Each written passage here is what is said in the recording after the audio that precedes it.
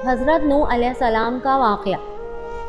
حضرت نوح علیہ السلام اللہ کے پہلے رسول ہیں جن کی قوم پر عذاب نازل ہوا۔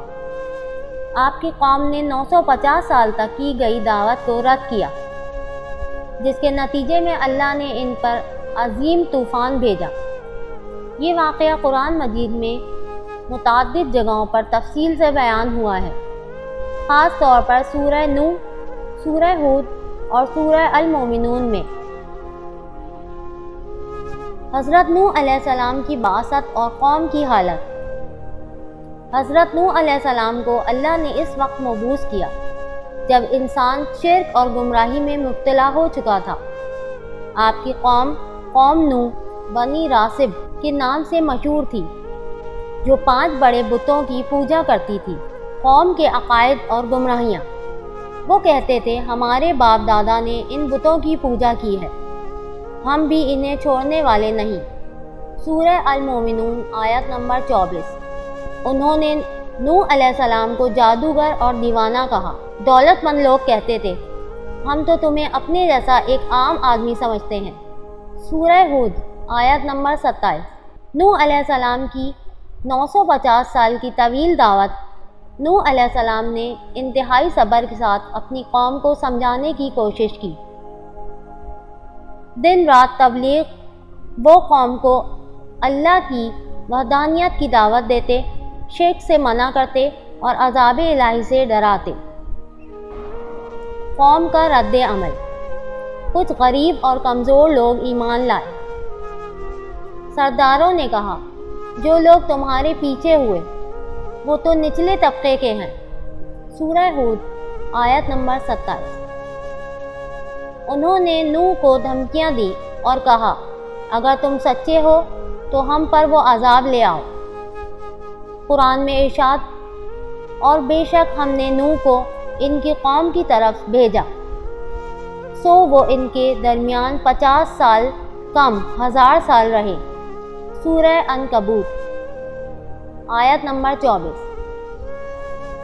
قوم کی سرکشی اور اللہ کا فیصلہ۔ جب قوم مسلسل انکار کرتی رہی تو نوح علیہ السلام نے اللہ سے دعا کی، اے میرے رب، زمین پر کوئی کافر ہی نہ چھوڑ، اگر تو نے انہیں چھوڑ دیا تو یہ تیرے بندوں کو گمراہ کریں گے۔ سورہ نوح آیت نمبر 26-27۔ اللہ نے قبول فرمایا اور کافر کے لیے عذاب کا فیصلہ کر لیا۔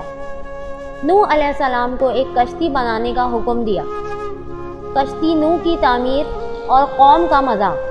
اللہ کے حکم سے نوح علیہ السلام نے لکڑی کی ایک عظیم کشتی بنائی۔ کشتی کی خاصیت 3 منزلوں والی، اوپر، درمیان، نیچے، جانوروں، پرندوں اور مومنین کو لے جانے کے لیے تیار۔ قوم کا مذاق۔ کہتے اے نوح، تم کشتی کیوں بنا رہے ہو؟ یہاں تو دریا تک نہیں۔ نوح علیہ السلام جواب دیتے تمہیں عنقریب پتہ چل جائے گا کہ عذاب کون سا آتا ہے۔ طوفان نوح کا آغاز اور عذاب۔ جب کشتی تیار ہو گئی تو اللہ نے حکم دیا ہر جاندار کی ایک جوڑی نر و مادہ کشتی میں سوار کرو، مومنوں کو بھی لے لو۔ طوفان کی علامتیں۔ آسمان سے موسلادھار بارش، زمین سے پانی کے چشمے پھوٹ نکلے، ہر طرف پانی ہی پانی۔ قرآن کا ارشاد، پھر ہم نے اس کا دروازہ کشادہ کیا، آسمان سے موسلادھار بارش ہونے لگی اور ہم نے زمین سے چشمے جاری کر دیے، پس دونوں پانی مل گئے ایک طے شدہ کام کے لیے۔ سورہ القمر آیت 11-12۔ نوح علیہ السلام کا بیٹا کنعان اور اس کی ہلاکت۔ نوح علیہ السلام کا ایک بیٹا کنعان بھی کافر تھا۔ جب طوفان آیا تو نوح علیہ السلام نے پکارا، اے میرے بیٹے، ہمارے ساتھ سوار ہو جا، کافروں کے ساتھ نہ رہ۔ کنعان نے جواب دیا، میں تو ایک پہاڑ پر چڑھ جاؤں گا، یہ پانی مجھے کچھ نہیں کرے گا۔ اللہ نے اسے بھی غرق کر دیا۔ نوح علیہ السلام کی دعا، اے میرے رب، میرا بیٹا تو میرے اہل میں سے ہے۔ اللہ کا جواب، وہ تیرے اہل میں سے نہیں، اس کا عمل ہی غلط تھا۔ سورہ ہود آیت 45 اور 46۔ طوفان کا اختتام اور کشتی کا ٹھہراؤ۔ طوفان 40 دن تک جاری رہا۔ پھر اللہ نے حکم دیا، اے زمین پانی پی جا اور اے آسمان رک جا۔ پانی کم ہوا، کشتی کوہ جودی موجودہ ترکی یا عراق کے قریب پر رک گئی۔ تمام کافر غرق ہو گئے، صرف مومن اور جانور بچ گئے۔ نوح علیہ السلام کی اولاد سے نئی نسل شروع ہو گئی۔ قرآن کا پیغام، یہ ایک نشانی ہے مگر اکثر لوگ ایمان نہیں لاتے۔ سورہ الشورى آیت نمبر 121۔ صبر اور استقامت۔ نوح علیہ السلام نے 950 سال تک دعوت دی۔